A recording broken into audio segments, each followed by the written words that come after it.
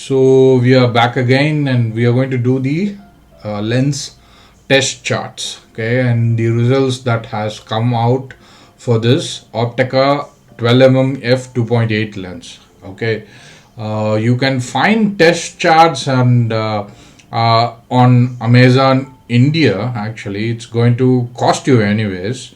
It's small as well. I wouldn't say completely small, as in like 8 by 10 image. It's about like 8 by 11 inches. Okay, so but it's color accurate and good, and the print is also very amazing. Actually, I did not buy one. It's going to cost you like about 3,000 bucks or 3 grand in Indian rupees. Like a little more than 3 grand actually.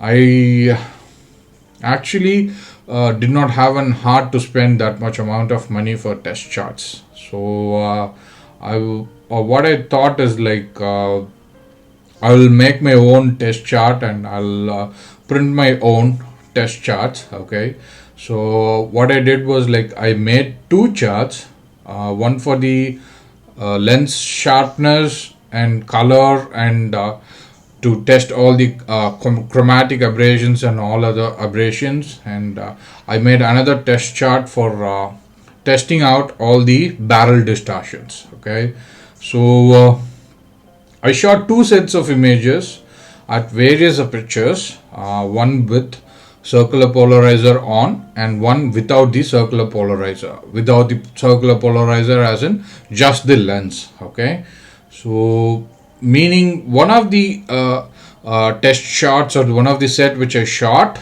was to test the sharpness and the distortions and other chromatic aberrations and other types of aberrations, and this one was shot with CPL on and without CPL. Okay, and another one was the test shots for testing the barrel distortions, and this was also shot with circular polarizers on and without the circular polarizers. Okay, I am reviewing a lens for the first time ever, so never mind.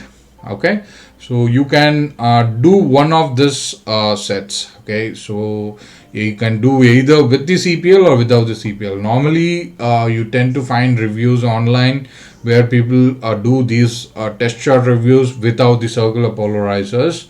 Okay, my idea of shooting this test shot with the CPL filter or the circular polarizer filter was like I'm going to be out in the field shooting images with this CPL filter all the time.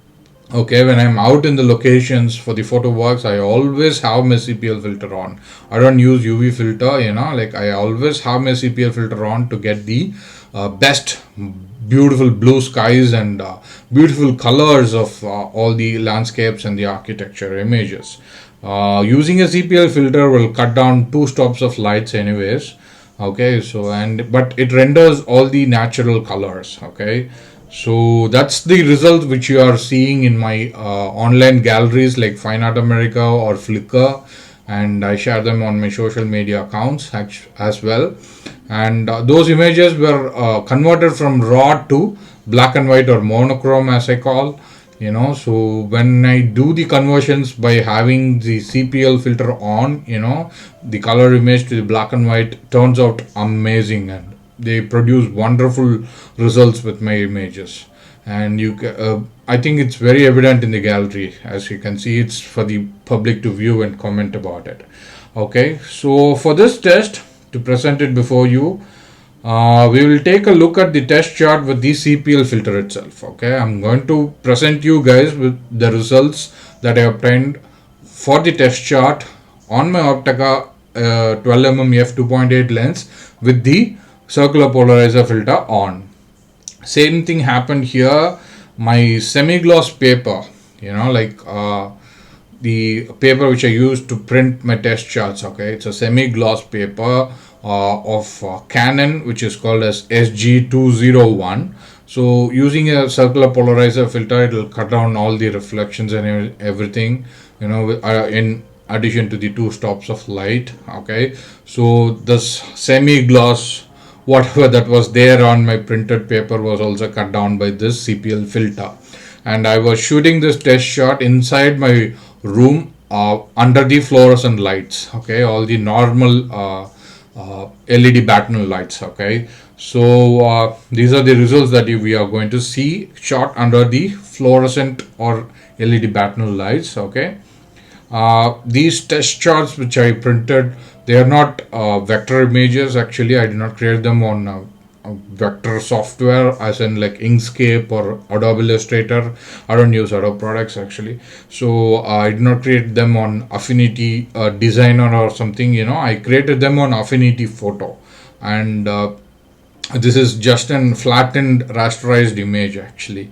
And I felt like for the size that we are testing it out, like I printed them on a 13 by 19 inch paper, which is A3 plus size paper, like, so for that size and for this lens, like what I felt like whatever that is rasterized would be sufficient anyways, and we can easily tell between the lens aberrations that we are getting from the lens and the aberrations that is already there due to the printer's inaccuracy on the paper. Okay, so I think that also easily it can be differentiated, and it also to be considered when I'm showing you the images. Okay, so as my first impressions, I was really surprised on the fact that how good this lens was.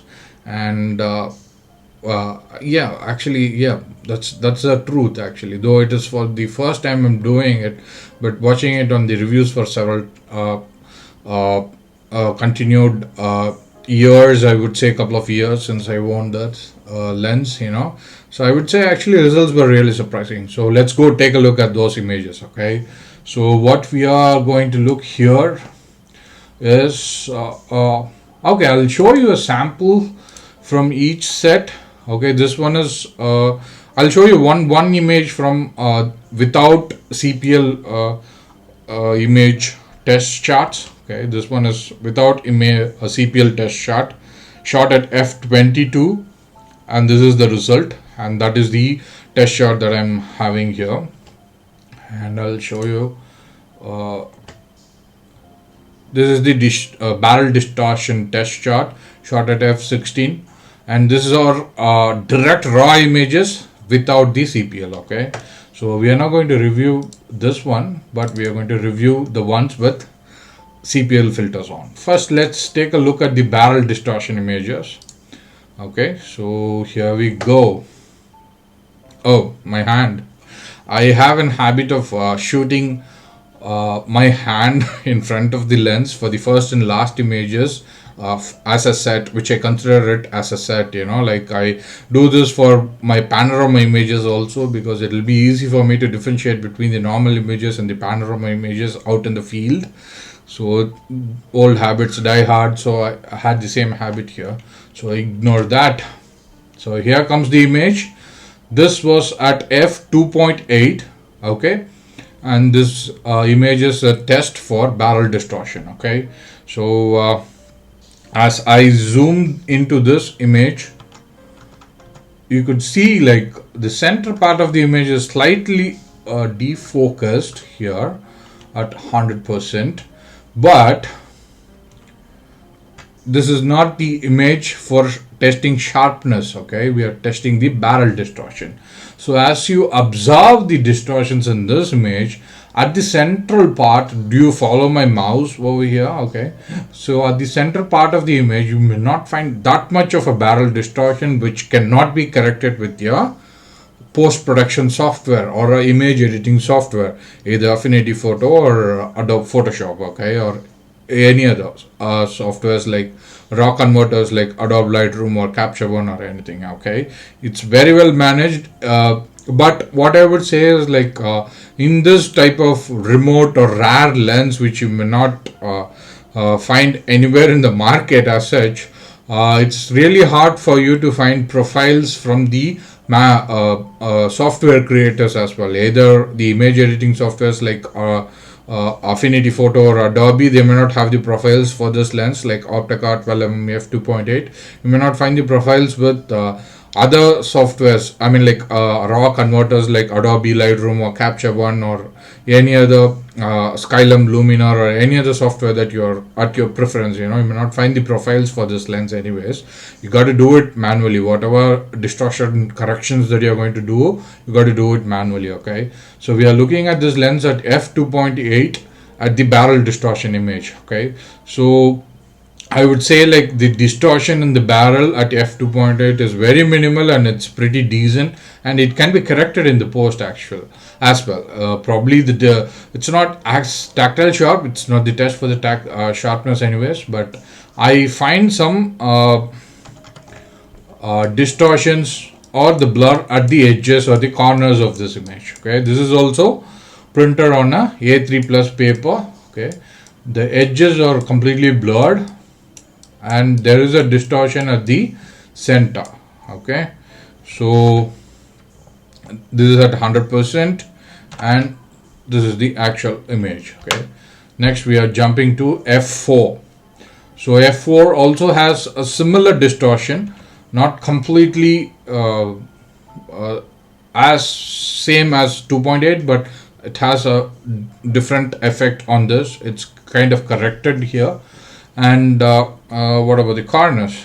So let's go to 100% and to the corners. Yeah, it's pretty distorted. You find some aberrations here, you know, with the violet and yellow color appearing in the corners, and the last line is completely blurry. In the bottom you find some blue and yellowish lines. Those are chromatic aberrations. I'd say like you can correct all these chromatic aberrations in the post actually easily. You know, though you don't have the profile, you can do it manually and it can be corrected. Okay, it can be fixed. There is nothing to worry about, and you may not find much difference between f4 and f2.8. This is f5.6. Got a little bit darker. These are straight away from the camera, no post corrections done.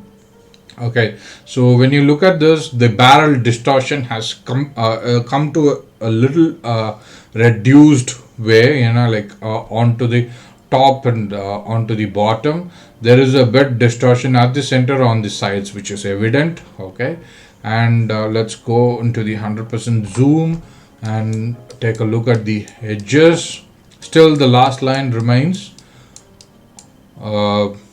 blurry.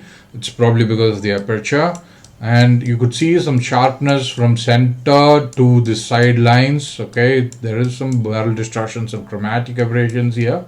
This can be totally fixed in the post. Okay, and same thing goes with the left side of the image. Bottom line seems marginally sharp.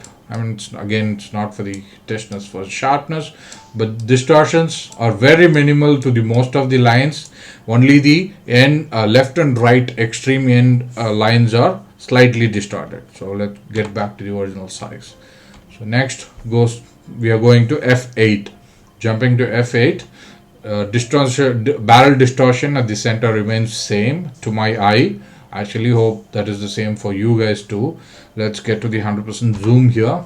Yeah, it's very sharp when it is f8, and there is a very minimal blur on the last line. There is a blur, and the chromatic aberrations remains the same throughout, consistent from f2.8 to f8. You could see all same yellow and blue lines, but the blue lines have thinned a little bit, and there is a yellow line everywhere. So probably I'll give it the benefit of doubt to the printer's error or printer's ink. You know, to my knowledge, it's all black. Okay, it's the lens that is producing the yellow color on the edges. Okay, so the blurriness on the edges is also very minimal compared to f5.6, and it's pretty decent, and barrel distortion kind of remains the same when compared to 5.6 and f8. Next comes f16. So I explained to you guys before, like my lens jumps from f8 to f22 straight away. So whatever that is in between f8 and f22, I assume that to be f16 anyways.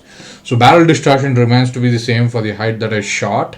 Okay, hope you might have seen the images by this time anyways, like how I shot those images. Okay, so let's get to the 100% zoom here. At f16, pretty sharp, and the yellowness in the center is pretty mild, and the yellow abrasions on the sides are getting a little sharper as well. And the last line, compared to f8, it was a little bit sharper in this case, and there is a consistent yellow line all throughout, from the center's third or fourth line. There is a yellow line consistent towards till the end, and this is chromatic aberration anyways. And I'll tell you guys, like, these aberration and this minimal distortion for a wide angle lens, like dedicated for a Fuji X mount, a 12 mount lens, which will be converted as 18 mm in terms of full frame, with 1.5x crop factor, is producing a wonderful image, to that focal length of 12 mm, and it's producing only this much of barrel distortion. This is actually amazing, actually.